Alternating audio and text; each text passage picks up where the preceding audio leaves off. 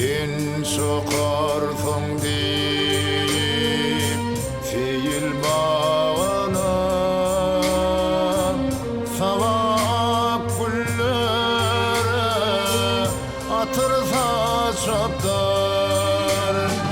Sen bakarsın deyip fil sağına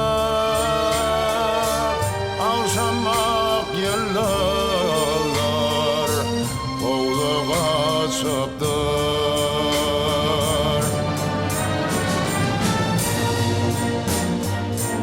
Apakça yıllar asta gönlümü asmanın bağından anıp vereyim. Apakça konuşanlar asta gönlümü kalbimin bağından yolup vereyim. Gözlerim kurbanı olup vereyim.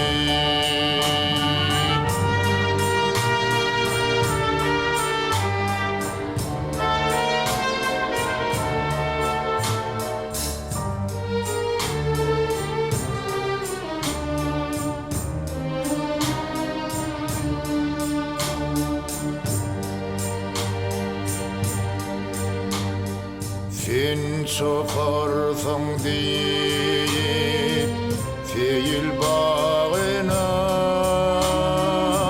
bülbüller sayrışıp sağda başlaplar.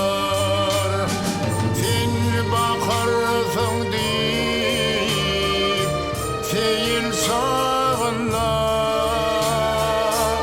unçalar oynaşıp nede başlaptır.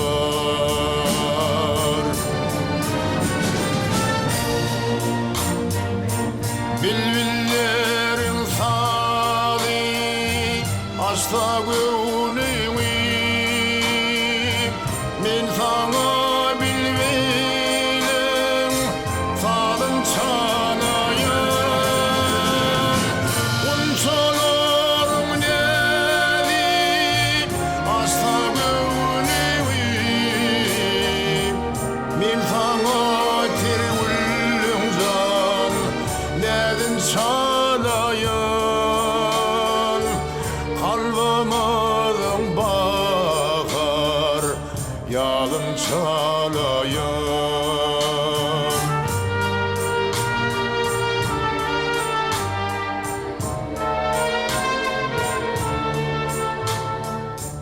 Kalbimden bakar